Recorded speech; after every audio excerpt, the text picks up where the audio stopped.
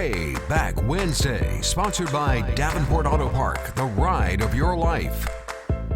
And also sponsored by Flores Glass, serving the area since 1977 with residential and commercial work.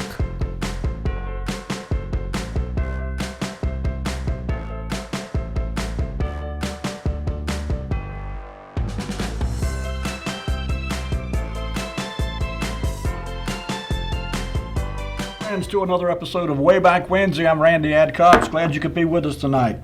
We're going to cover a couple different areas tonight, both of which we have covered in the past. One, in fact, we kind of touched on last week, and so I thought I would go back and address some things that, frankly, were just curious to me. I was not familiar with this place that we showed that burned last week. Well, it burned in 1976, but we showed the picture of it last week. And I was not familiar with it, so I went back and did some research on it. And while I was digging through scores of newspaper articles and trying to find information about this particular location, I stumbled across another topic that's always been a favorite of mine, and so we'll get to that very shortly. There's an individual here in Rocky Mount that just, his contributions to the development of Rocky Mount in the early days could not be overstated. And you'll know what I'm talking about very shortly when we get into that part of the show. But without further ado, if you would, go ahead and put up picture number one. This is the same picture we showed last week near the end of the show. And it was taken, as I said, November of 1976. And it was after fire had destroyed the Terminal Hotel on South Main Street. Okay, Lee's working on that now, so we have it up on the screen for you in just a minute. But as I was looking at that picture, I was in my mind, trying to picture where it was, what the building looked like. It was charred pretty badly in the photograph that we shared, and it's not a great picture of that. It's from Evening Telegram, and just not a very good picture. So I went back and started doing some digging to see what I could find out about the Terminal Hotel. I was certainly alive and around and old enough to know about this business in 1976 when it burned, but honestly, I didn't know anything about it. I had no recollection of it. I'm sure I rode by it. I'm sure I was in that area on occasion for one thing or another. But in any case, since I didn't know anything about it, I went looking. And so what I found was that before it was the Terminal Hotel, it was actually known as the Hotel Hawkins, or Hawkins Hotel. I've seen it advertised both ways in certain advertisements over the years as I was going through the newspapers.com website in particular, and also the Rocky Mount City Directory. And I'm not sure exactly when the building was built. Okay, there you go. That's the picture we showed last week. And as I said, that was after the Terminal Hotel burned, and it was a horrible fire. 4 people lost their lives in that fire. The caption reads, 4 victims died in a fire that destroyed the Terminal Hotel on Main Street early this morning. In the top photo, fireman Laura Victor from the second story. I didn't include that picture. It was 2 pictures, one above the other. But the top one was literally showing them removing a deceased person from the building. I didn't want to put that on the air. But anyway, this was the picture we shared last week when we were talking about the Rocky Mount Fire Department and so forth. So as I said, I just couldn't remember anything about this building, about this business. It's just nothing about it rang a bell with me. So I went to looking, and I found out, first of all, the address. The address of this building, this location, was 423 South Main Street, which of course puts it on the Edgecombe County side of the tracks. And it was in the general area down there of Dillon Supply, the bus station, that kind of part of very, very South Main Street, Rocky Mount. So once I had the address of 423 South Main, I started looking to see, and I went back to my city directories. As I've said before, I can go all the way back to like 1908, and I don't have every consecutive year, but I've got several years, and the oldest one I've got is 1908, 1909. So I went back, first of all, looking for that address. Couldn't find anything in 1908, 1909, but when I went to the 1914-1915 Rocky Mount City Directory, and if you recall, there were certain years where, for whatever reason, I'm not sure what, but for some reason they combined 2 years into one city directory. And 1914, 1915 was one such year. So in that year, the Rocky Mount City Directory did have a listing for 423 South Main Street, and it was actually at that point, I think, it could have been the same building, but it was, I think, maybe perhaps a residence there. But Lee, if you would, put up item number 2 for our viewers. And this is actually just a screenshot from the Rocky Mount City Directory And as I said, this was from 1914, 1915. I've got highlighted there in yellow Mr. John M. Garris, who had just so happened to work for the W.R. Lancaster Furniture Company, and his residence is listed as 423 South Main Street. There you go, a little better view there. As I said, it doesn't reference it as a hotel per se. It just lists his residence as 423 South Main Street. So I thought, okay, so was there a house there? Was there a boarding house there? Was there a hotel there? What was there in that part of the time frame? So I kept looking, and I went from city directory to city directory. By 1920, the Rocky Mount City Directory had another listing for occupants at 423 South Main Street. Item number 3, if you would, Lee, a Mr. Robert H. Pittman and a Mr. Robert W. Pittman. I'm guessing these are father and son. I doubt they're brothers, but both have the first name of Robert, so I'm guessing father and son. But you see there the address is listed as 423 South Main Street. Again, it doesn't mention a hotel, doesn't mention a boarding house, it just lists 423 South Main Street. So my guess is, at a minimum, there was someone living in a house and sharing or renting out rooms or whatever. So I kept looking, and I would go back to the newspapers.com website and look for addresses there, look for, the 423 South Main Street address there. Couldn't find anything, so I'd go back to the city directories and start looking some more. By 1925, I found this address, this listing at 423 South Main, number 4, Lee. Again, this is a 1925 Rocky Mount City Directory. And in 1925, at that location, there was a Mr. Solomon B. Graham, who, it says he was an engineer, and you see his home address was listed as 423 South Main Street. So, in just 5 short years time frame, I don't know if the Pittmans moved out and Mr. Solomon moved in. I'm not sure what happened there, but I didn't find any reference of anyone between 1920 and 1925 other than these two sets of gentlemen here. By 1926, I found a newspaper article. And by the way, I'll kind of back up a bit. Looking forward, I was able to determine that in 1930, the owners of what was then referred to as the Hawkins Hotel, or Hotel Hawkins, was a Mr. and Mrs. Kirby Hawkins. They were husband and wife, and they were running this hotel in 1930. So I went back looking specifically for their name to see if maybe they were living at 423 South Main Street prior to 1930 when they took over the operation of the hotel there. I couldn't find anything prior to 1930 for them as far as living in Rocky Mount running a business. But I did find this newspaper article, Lee, number 5, if you would, June the 16th of 1926, in the News and Observer. This article appeared, and it talks about 2 children that got bit by 2 separate dogs on 2 separate occasions. The first one was a young fellow by the name of Master Kirby Hawkins Jr., who was the son of Mr. and Mrs. K.E. Hawkins, was badly bitten and scratched Sunday afternoon about 5 o'clock while playing in front of the Imperial Hotel. Now, this was in Wilson, by the way.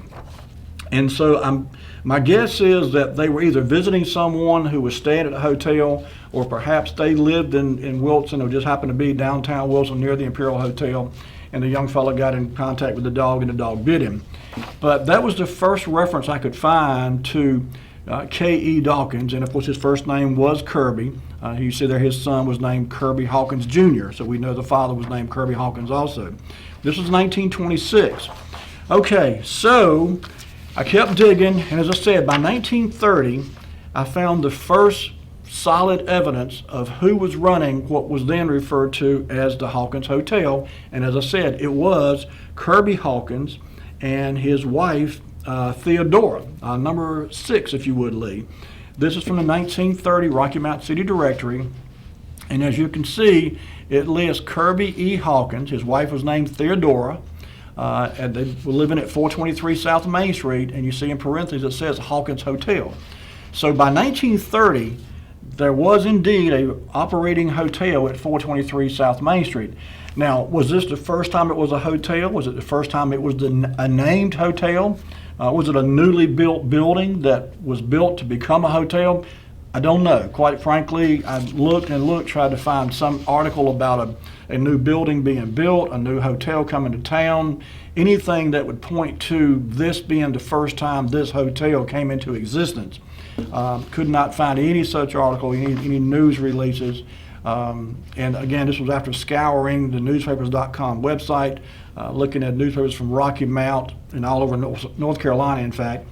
So this was the first real clue that I could find that was pointing to the current operators, at least in 1930, the current operators of the hotel that existed there at 423 South Main Street.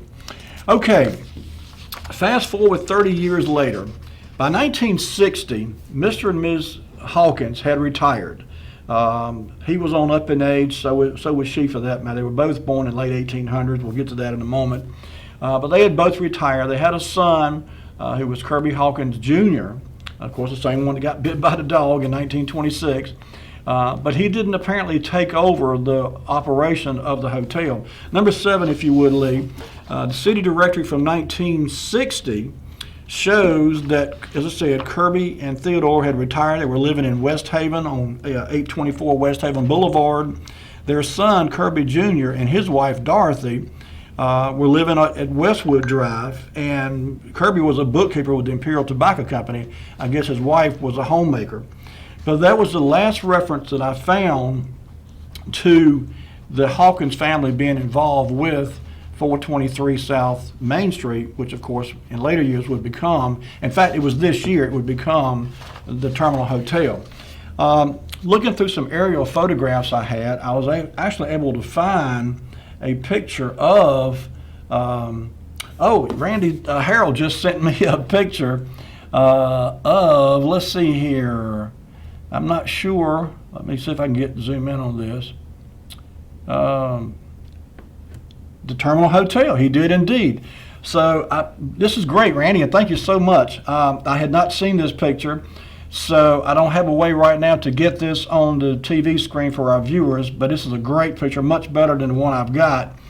So I'll share this with you next week's show. But here's what I do have. An aerial photograph that I've got from 1959. Lee, if you would put up item number 8 for our viewers. And there you go. That yellow box I've got drawn around is the Hawkins Hotel. This picture was taken in 1959, by the way. It was an aerial photograph by Charlie Killeber, taken in 1959. So the very next year, the Hawkins would retire, and the Terminal Hotel would come under the operation of a lady named Mrs. F.E.G. Harper. Okay? And I'm tickled with this picture Randy sent me. This is a great picture. I wish I had a way to get it on the screen right now and show you. But it's on my phone. I'm viewing it on my phone right now. But it is of the hotel when it was the Terminal Hotel. And I'm guessing, I didn't realize this building is actually brick too. I thought it was a wooden building, but it was a brick building, or was, I should say. It's been torn down now, of course. But anyway, I will definitely get this on the show next week, and we'll share that with you. Number 9, Lee, this is actually another from the 1960 city directory showing there that now, of course, it is being operated as a Terminal Hotel, 423 South Main Street, and you see Mrs. F.E.G. Harper is the proprietress. I couldn't find very much on Ms. Harper, but in any case, she was took over operations of it, I guess, when Mr. and Ms. Hawkins retired and settled in over in West Haven to enjoy the fruits of their labor. As I said, they were both up in age. By this time, they would have been in their probably late 60s. And I'm not sure how old Miss Harper was. She was married, of course, according to this. She was a Mrs. So anyway, this is, again, 1960 Rocky Mount City Directory. Fast forward 10 years to 1970. At the beginning of the show, I showed you the photograph of the Terminal Hotel when it burned in 1976. Oddly enough, that was not the first time that hotel had been on fire. In 1970, this was 6 years prior to the time it literally burned up and killed those people, there was an article in the Rocky Mount Telegram, number 10, Lee, March the 7th of 1970.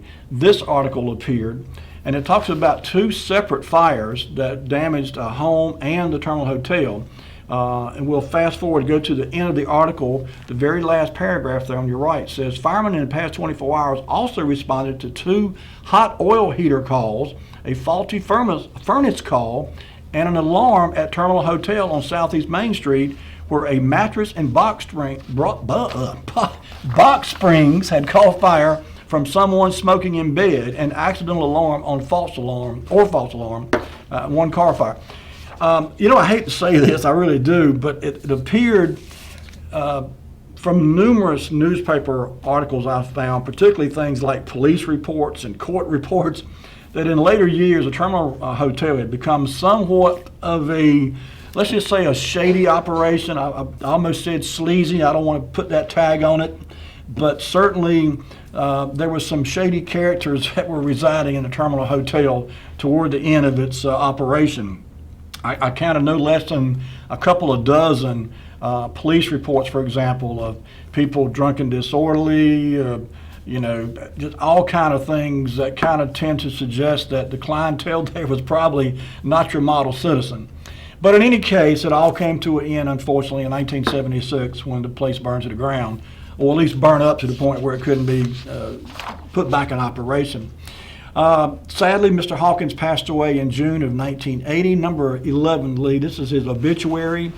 And you see there it says Kirby E. Hawkins Sr., 91 years old when he died in 1980. Survivors were his wife at that time, Miss Theodora Hawkins, one son, Kirby Hawkins Jr. They had a daughter, Mildred Wright of Knoxville, Tennessee. He had a sister and 2 grandchildren and 4 great-grandchildren when he passed away. But again, this was June of 1980, and Mr. Hawkins passed away. I stumbled across something, too, that I just thought was interesting. Not much more information here about Mr. Hawkins, but I stumbled across something called WikiTree, W-I-K-I-T-R-E-E, WikiTree. If you're familiar with Wikipedia, it's like an online source of information, and you can just type in a topic of interest to you. And I've gone there several times over the years.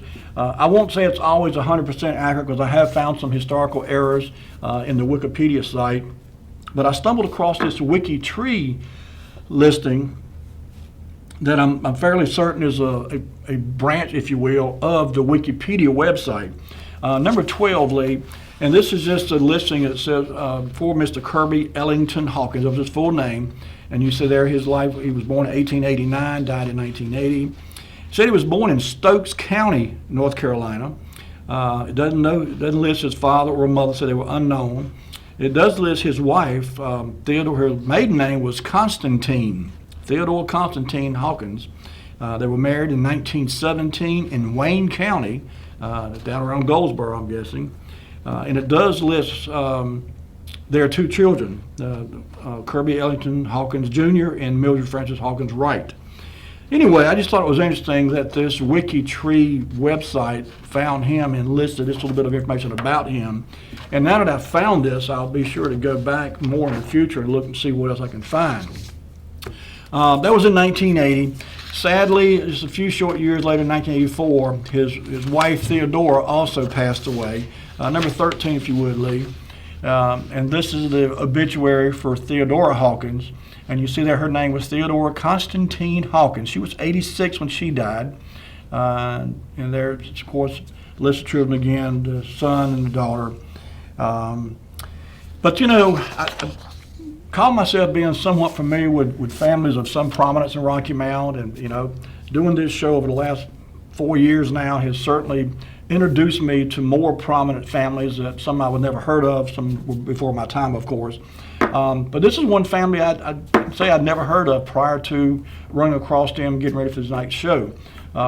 They, by all accounts, did very well in the hotel business, were very financially set in retirement.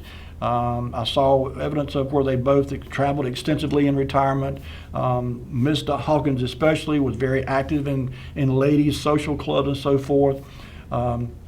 They spent time and had friends in well-to-do circles, we'll put it that way. So they were very well off by all accounts, and I was just really surprised that I didn't know anything about them, never heard of them. Okay, I see it's time for our first commercial break. So Lee, let's jump off here and go to this commercial break. When we come back, I'm going to introduce you to a young fellow. I say young. He was born in, don't get me lying here, 1884. And very instrumental in the development of Rocky Mount's early years. And once I mention his name, you know exactly what I'm talking about. So we'll get into that when I come back from the break. Don't go anywhere. We'll be right back with more Way Back Wednesday.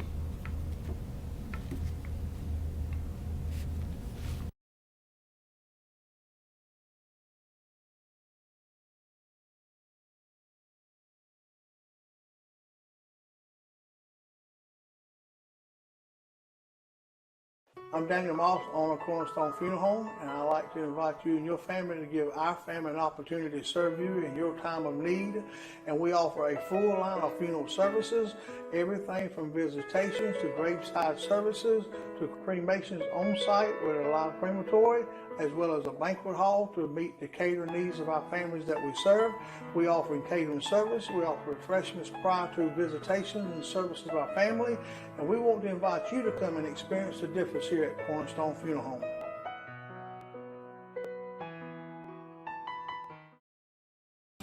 There's a main nerve that leaves your back that goes into your hip and goes down your leg. It's called the sciatic nerve.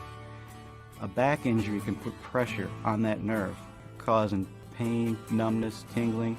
Chiropractors can actually help that. At the Hammer Chiropractic Center on Sunset, we know exactly what to do. We have very good relationships with the doctors in Rocky Mount. We like to co-manage people's care. Some medications may help us do our jobs, and our jobs may help their medications work better. Are you looking for the perfect space for your business in Rocky Mount? Discover the individual offices available on the 4th floor of the Healthview Capitol Building in downtown Rocky Mount.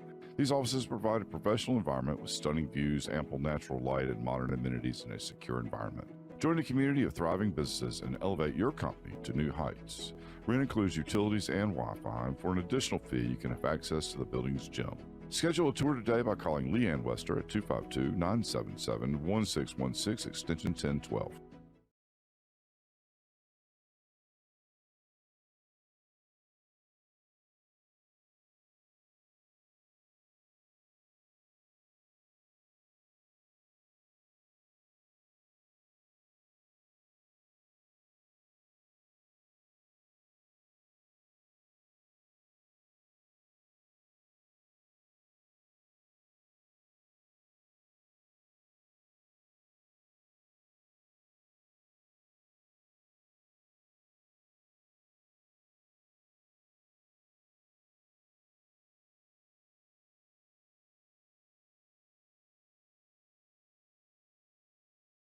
During the break, Lee stepped in the studio here and said that he thought he could get that picture that Randy Harrell sent me up on the screen. So give us a minute. He's working on that now.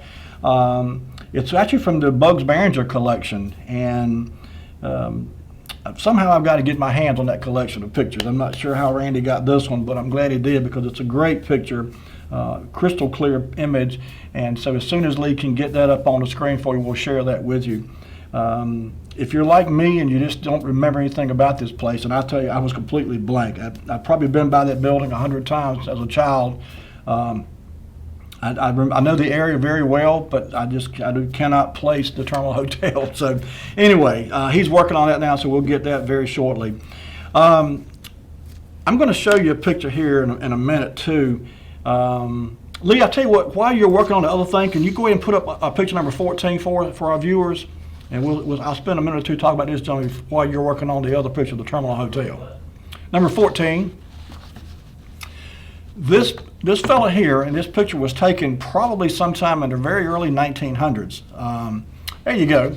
If you think you know who this is, give us a call. 407-1111 is the number. I'll give you a minute or two to look over it. It's kind of grainy, kind of fuzzy. I apologize, but it's a very old picture. This picture is well over 100 years old. Like I said, I'm guessing it was the 19-teens maybe. In this time frame, this gentleman probably would have been in, I don't know, maybe his 30s. So obviously he's still a young fella here, but he was a very prominent Rocky Mount businessman on so many levels. I mean, once I tell you who he is, if you don't know, when I get to his name, you'll say, oh yeah, I know who this is now. But he was very involved in so many different aspects of Rocky Mount business. He was on the board of directors of several banks. You got it? Okay, Lee's just telling me he's got the picture that Randy sent me at the Terminal Hotel. So let's go ahead and put that up. We'll come back to this young fellow right here in just a minute. Go ahead, Lee, and put it up for our viewers. There you go. That's the Terminal Hotel. And you see there it's a part of the Behringer collection. Looks like a nice enough place to stay for a few nights. I mean, it's right there at the railroad tracks. You get off the train, walk across the tracks over to that area over there and get your room for the night, or a few rooms if you need them.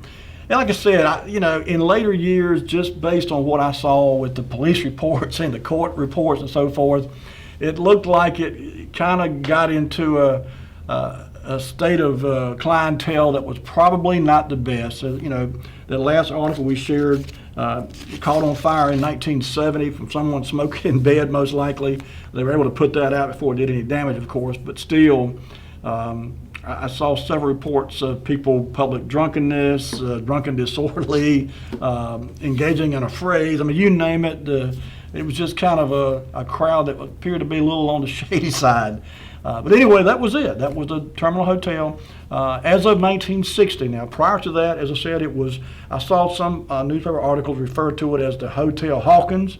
Others referred to it as the Hawkins Hotel. But in any case, and I'd love to find out when that building was built. My guess is it dates back to probably the 1920s, unless it was built especially for Mr. and Ms. Hawkins to open up their hotel in 1930. But in any case, by the time it burned in 1976, it had been in operation for, 46 years. And so in this picture here, obviously by being advertised as a Terminal Hotel, that tells me it was at least 1960.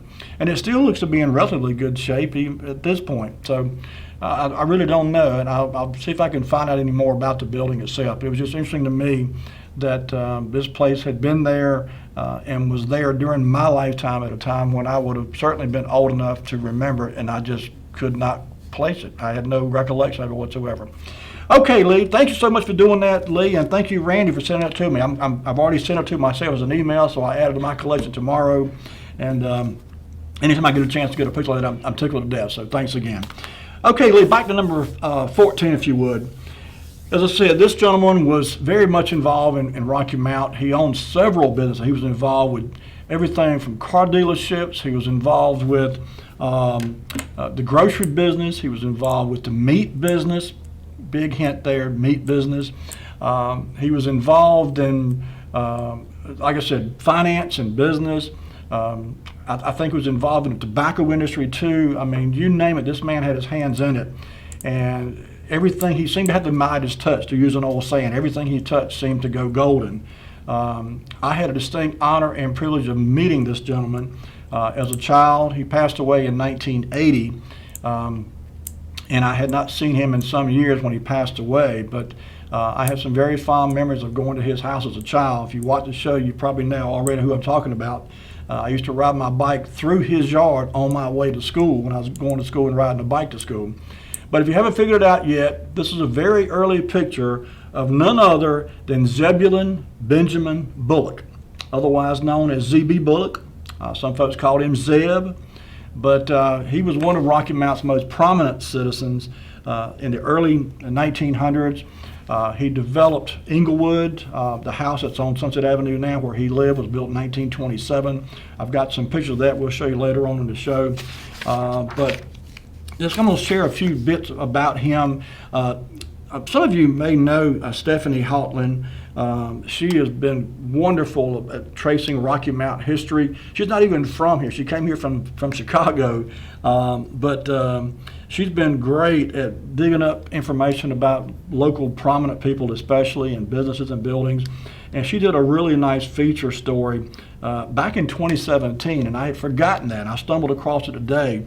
I'll just read you a few things that she uncovered. Born April 9, 1884, died April 6, 1981, proprietor and operator of the leading meat market of Rocky Mount. The summer of 1905, ZB, as he was sometimes called, entered the meat market business with considerable business acumen, treating all his customers with the utmost consideration and offering the very best and freshest meat available. It was a business plan that brought him considerable success. At an early age of 27, his extensive estate holdings would have reached $20,000. Among other things, he became a valued, influential stockholder in the First National Bank of Rocky Mount, the only bank in the city at that time. He married Foy May Williams in Edgecombe County on December 27, 1906. They had 4 children. Foy May Bullock, I guess, do you call a daughter named after her mother Junior? I've always wondered about that. She was obviously named after her mother, had the exact same name as her mother. But anyway, Foy May Bullock married a Branch fellow. Charlotte Bullock married a Wyatt fellow. Her married name was Wyatt, W-Y-A-T-T. Z.B. Bullock Jr. and Thomas Wayne Bullock. Now, I didn't know any of the kids except Thomas Wayne. I did have the pleasure of meeting him, and I knew him quite well, actually. Mr. Bullock served in World War I. He was drafted in World War I. At the time, he was 34 years old, medium height and weight, blue eyes, light hair. He and his wife were living at 230 Rose Street at that time. There's a picture that I've seen of that house at 230 Rose Street, and there was a very small thumbtail view of it in this article that Stephanie did for her report, her article, I should say, in 2017. But it was kind of small and kind of grainy, so I did not include that in tonight's show. But I've seen that picture before. I'm going to try to find it because that was a time when there was some really nice homes up and down Rose Street, Tarboro Street. Some of the more influential people in Rocky Mount at that time lived within a 6-block radius of downtown Rocky Mount. So Tarboro Street, Eastern Avenue, Sycamore Street, George Street, certainly that was on the west, on the east side of town. On the west side of town, of course, on Church Street, Franklin Street, it was all kind of business, very prominent businessmen and their families who lived on those streets as well. So that home at 230 Rose Street, I do not have a picture to share with you, but I'll try to find it because I've seen that picture before. It's in a book somewhere I've got. I just didn't have time to find it today. But anyway, Z.B. Bullock was a very influential developer in Rocky Mount. As I said, he built his house in 1927 as a way to draw people out to the newly created Inglewood. He was very much a part of getting Rocky Mount to expand beyond its little small territory right around the hub of the city. And he had a vision for Inglewood that obviously was a good vision. It came to be. Many folks moved there over the years, and I grew up out there, and it's a nice place to be. So I went back to see what I could find as far as the earliest footprint, if you will, of Z.B. Bullock on Rocky Mount. He came here in 1905, according to what the article that Stephanie wrote. But I was looking specifically for an advertisement or a newspaper article or something that told some kind of story about what he was doing very early on.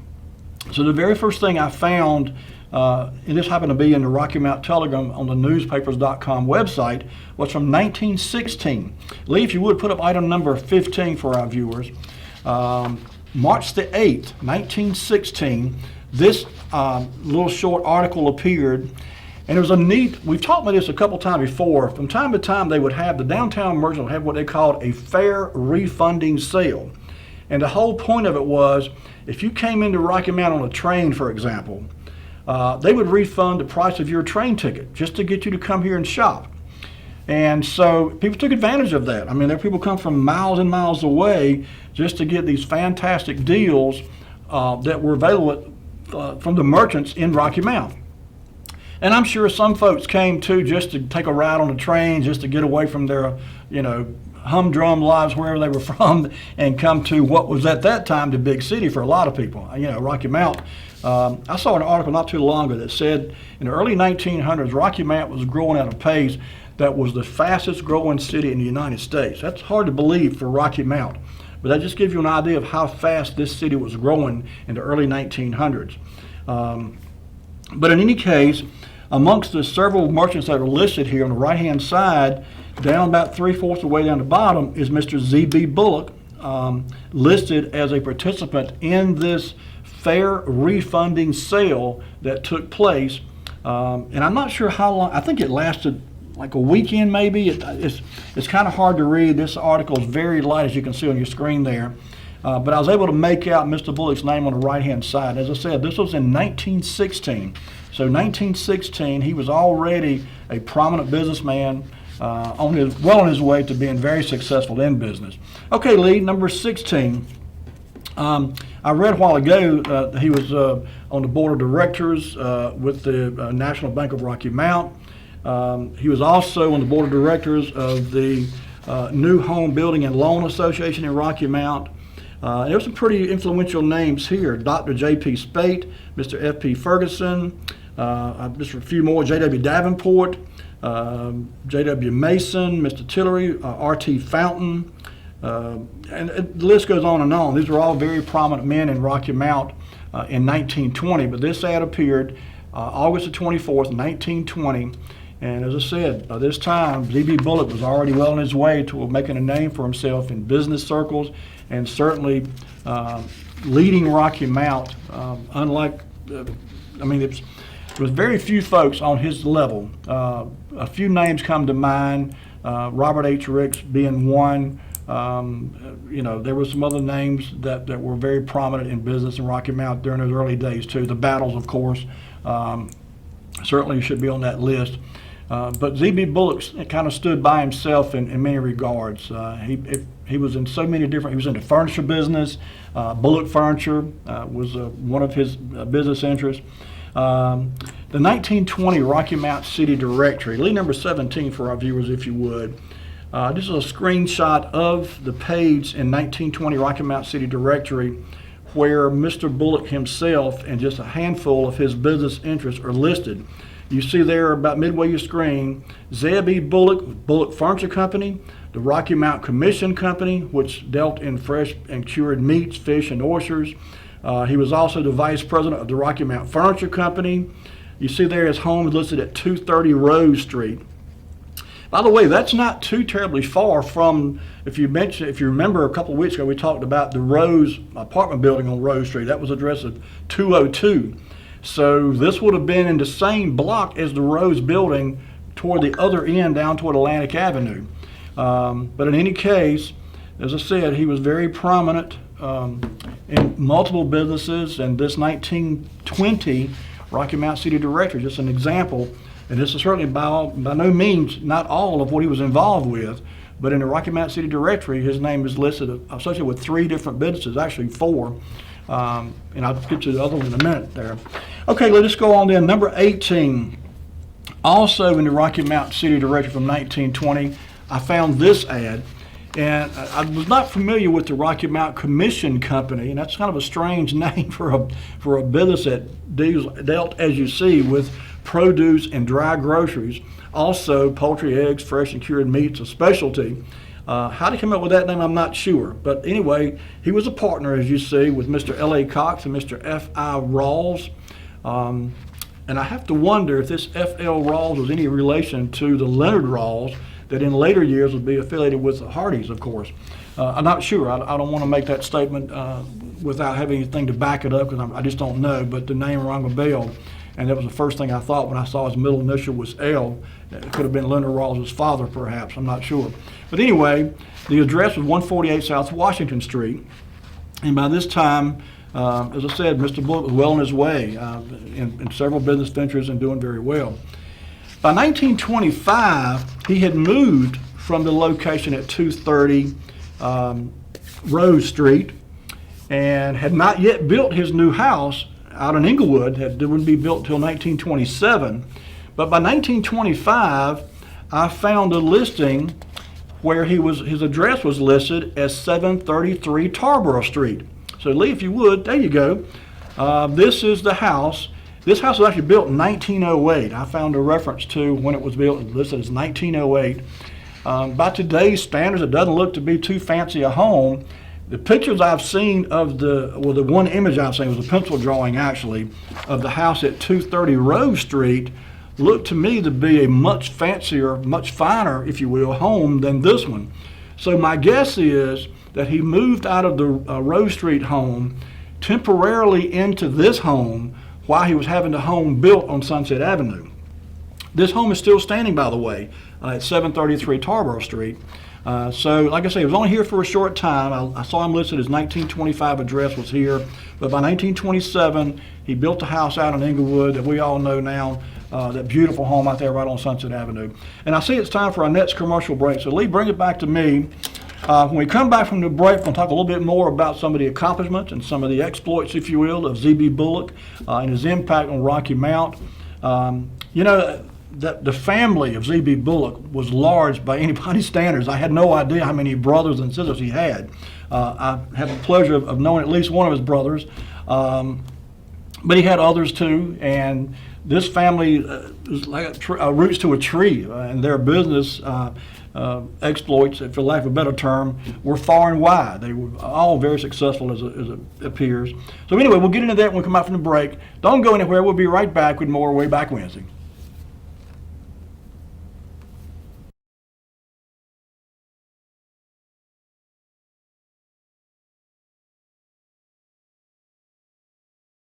I'm Daniel Moss, owner of Cornerstone Funeral Home, and I'd like to invite you and your family to give our family an opportunity to serve you in your time of need.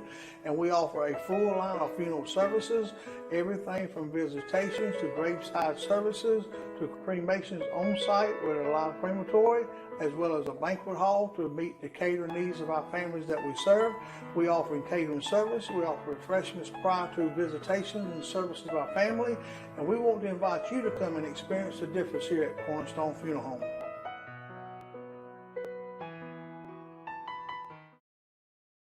There's a main nerve that leaves your back that goes into your hip and goes down your leg. It's called the sciatic nerve.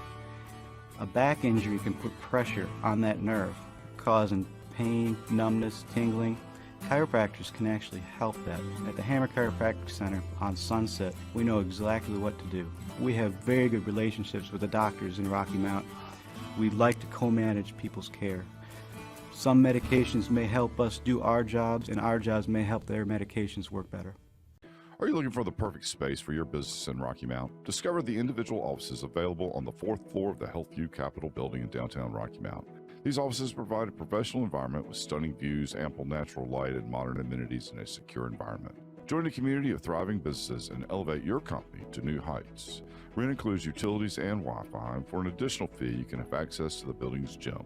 Schedule a tour today by calling Leanne Wester at 252-977-1616, extension 1012.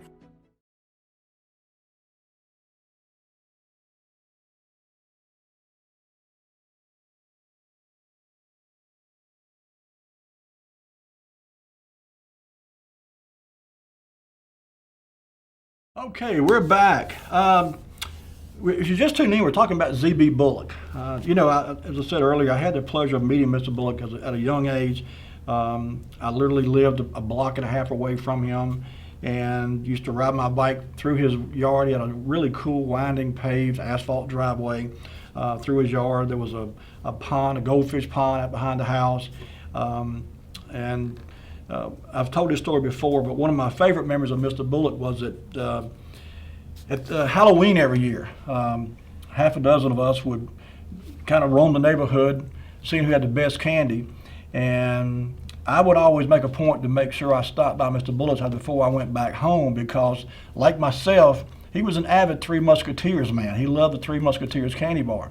And so I won't say I went every year, but I can remember at least a couple, 3 years maybe, going trick-or-treating and going to his house, and he always kept those great big large-sized Three Musketeers candy bars.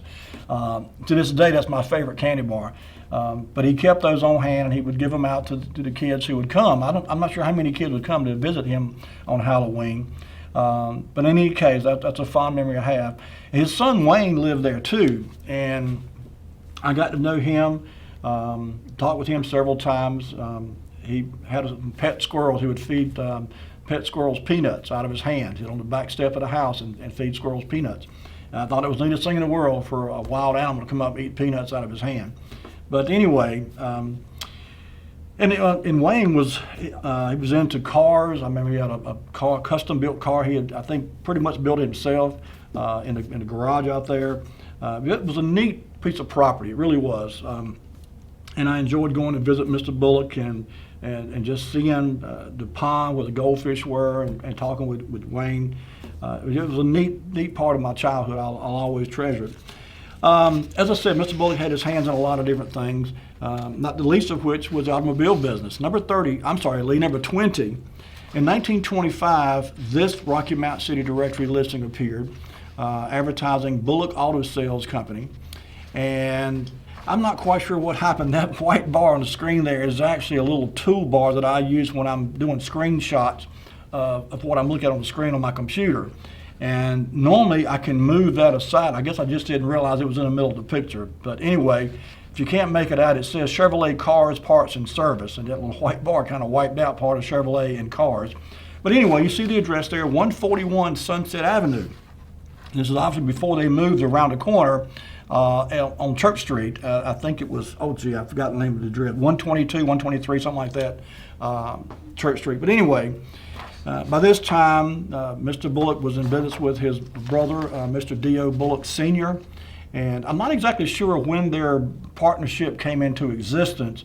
I did see a reference in 1930 where he's listed as a partner in the business, but by 1925, Bullock Auto Sales was certainly in business. So I'm assuming that the brothers were already in business by this point when this ad came out in the Rocky Mount City Directory in 1925.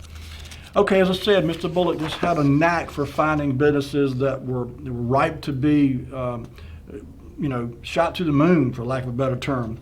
1942, number 21, Lee. In 1942, this ad appeared in the Rocky Mount Telegram.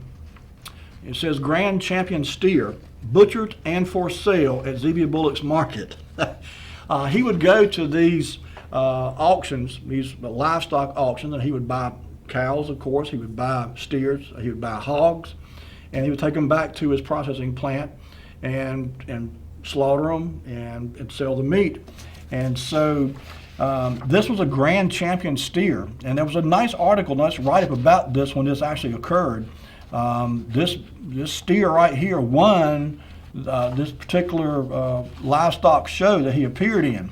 And Mr. Bullock bought him, and I'm not sure what he paid for it. I'm sure this being the champion steer, even in 1942, it was probably a large amount of money. Let's put it that way. I won't venture a guess, but in any case, Mr. Bullock bought it primarily because it was a good piece of meat, a good animal, but certainly because it was a champion, made it a good advertising promotional aspect too. But he says here, choice premium steaks, roast, and other quality cuts from this Grand Champion and 23 other prize steers now on sale at reasonable prices. So he actually bought 24 steers. He went to the sale and bought 24 head of cattle, not to graze and have as a cattle rancher. He bought them to carry back and put them to slaughter and market them. And so you don't do that unless you've got a very successful business running, and of course he did. And you see the address there, 131 South Washington Street at this time, Z.B. Bullock's Market. Okay, Lee, let's move on then. By 1944, 2 years later, Mr. Z.B. Bullock unveiled plans for what at that time was a pretty impressive vision, and it was to build a freezer locker plant. I'm not going to read this whole thing. It's a fairly long article, but just a few things I want to point out. It says here, plans are now being made. Oh, we got a call. Let's get on. Hello, caller. You're on the air. All right. Well, you're talking about Z.B. Bullock and the meat business that he got involved in out there on Fairview Road where Pat's Restaurant and Pat's Grill is. The building is still standing, and I understand that that is the first location of where Z.B. Bullock first started killing hogs there on Fairview Road. That building goes back to the early 1900s. You saw in the building where Pat's is or was? Where Pat's Restaurant on Fairview Road, Pat's Grill, I think I understand that that's the first location of where Z.B. Bullock was killing hogs and getting started in the meat business. Right there where those railroad tracks cross Fairview Road, the Atlantic Coastline Railroad had a place out there where when hogs and all were hauled in livestock cars on the train, they could take them off the train and let them rest. And Swift and Company also had a hog buying station out there. So those railroad tracks going out of Rocky Mount towards Tarble go way on back yonder where there was hogs being brought in to market. And that's probably had something to do with where Z.B. Bullock first got his hands on little Piggy to kill him. Well, certainly, we might get to it in a minute. There was an article I found that talked about the location of his operation out there, and I'm going to show some pictures here in a minute too of another operation. But he had a location on South Washington Street. That's right. He had a location on Planter Street. He had a location on Denton Street, and of course the one you're referring to out there on Fairview Road.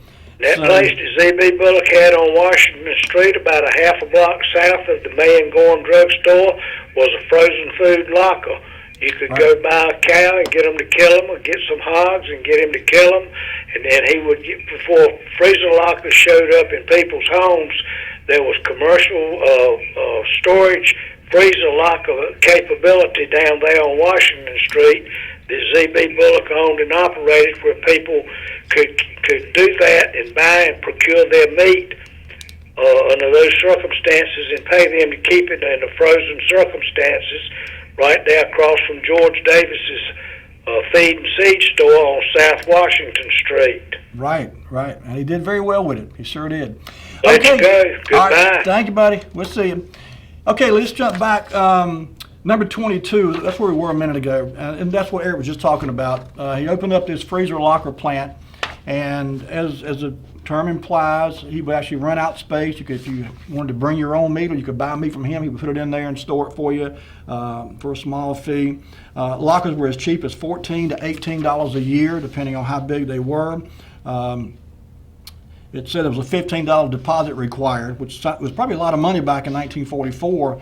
But it was a refundable deposit, and like I said, if you didn't have a refrigerator or didn't have a freezer at home, you could keep meat for, I won't say indefinitely, but certainly for a few months at a time as you got a chance to cook it.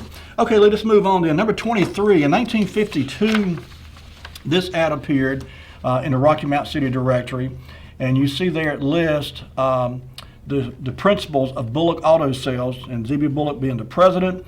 Donnell O. Bullock was the secretary-treasurer, and there were other people involved, obviously, but those were the two principals in 1952. And, it doesn't list yes, it does, 115 to 123. I was guessing a while ago I said 123, but the address was on 115 to 123, so there we go. Okay, also by 1952, this article appeared, lead number 24, and this was Mr. Z.B. Bullock and his son. And it's a neat article, a neat picture of the two of them together. And it says, Z.B. Bullock Wright first began selling meat retail at a stall in the Old City Market in 1905. Today, 47 years later, Bullock is one of the largest wholesale meat suppliers in eastern North Carolina, operating from new, completely modern abattoir. I had to look that word up, by the way. A-B-A-T-T-O-I-R, abattoir, located near the Rocky Mount Fairgrounds, what Eric was just talking about, over off Fairview Road. Z.B. Bullock Jr. to the left was on the phone there, and is a partner in his father's business. But anyway, yes, they had these visions. Mr. Bullock had the vision. His son took over and followed in his father's footsteps in later years. But this was in 1952. February, and keep that date in mind, February 1952 is when this article appeared. And this was the construction of the completion of the new plant they had built. So, sadly, 7 months later, September of 1952, someone broke into this place and broke into the safe. Lead number 25, if you would. And this actually is an article talking about the safe got cracked. Someone broke in, literally took a saw and sawed the hinges off the safe, and then used crowbars and hammers to break the safe open, stole $1,200 out of the safe. In 1952, that was a lot of money by anybody's calculation. I mean, it was a tough pill to swallow, I'm sure. It would have put a lesser businessman out of business, I would imagine. Mr. Bullock took it in stride.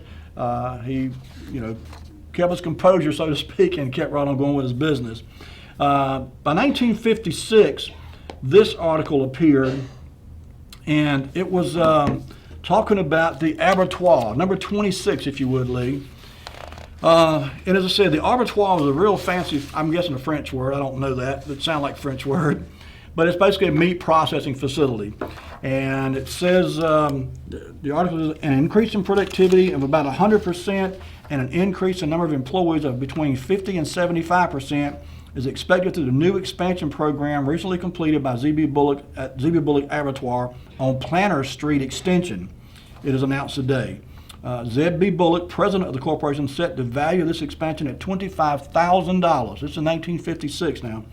The expansion includes an air-conditioned cutting room, a new gas-fired smokehouse, new trucks, and new routes. We hope to sell 40 to 50,000 pounds of sausage a week, Bullock said.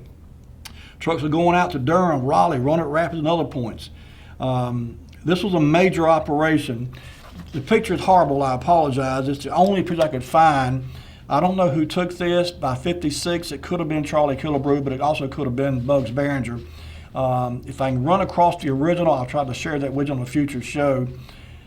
This is another operation I honestly have no recollection of. Obviously, before I was born, for one thing, but I don't ever remember hearing about it until I was doing research for tonight's show.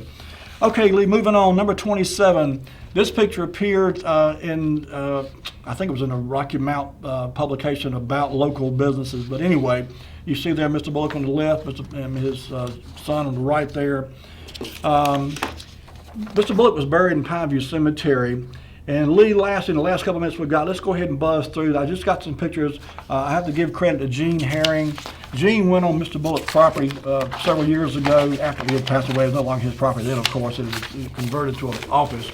The home is now being occupied by a family. I won't mention the name on the air. I've had the pleasure of meeting them.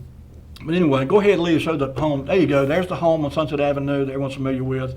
You see the portico on the left there. That's a magnificent home by anybody's standards. I had the pleasure of going in it a few times over the years. And great entranceway there, almost like a castle of some sort. Just a really neat old home. It's been quite a bit remodeled on the inside, I understand now. That's the pond. I remember the goldfish pond. It doesn't look very deep in that picture. I thought it was a mile deep when I was a small child. But anyway, this is a great picture of dusk here. You see the sun setting behind in the west. See the shadows there on the house. It's a neat old picture there. The lion. Mr. Bullock had a lion. This article has been told 100 times over the years, but in 1952, the story was that there was a circus in town. They were going to put this old lion down. He was old and decrepit. They were going to put him down. Mr. Bullock says, no, I'll buy him. So he bought the lion, bought a cage, and put him on the property. I don't know when the lion died. I never saw the lion. This was in 1952. He had been either deceased or gone on before I came along. But the story was true. There was a lion there at one time. This is just the back part of the house. You see the walkway there, the ramp, wheelchair ramp on the outside of the house there. There's a couple rooms on the inside. The house doesn't look like this anymore. Like I said, it's been remodeled on the inside. The new owners, I've not been in since they've gone in, but I understand they've done some extensive renovation on the house. And that's just some really neat old architecture there in this old home. And it's definitely a focal point of Inglewood and a testament to Mr. Bullock's vision for that part of Rocky Mount. Well, that's going to do it for us tonight. We've run slam out of time. Thanks so much for tuning in. Hope you learned something tonight. Take care of yourselves. Have a great week. Be kind to one another. And we'll see you next week with more Way Back Wednesday. Good night.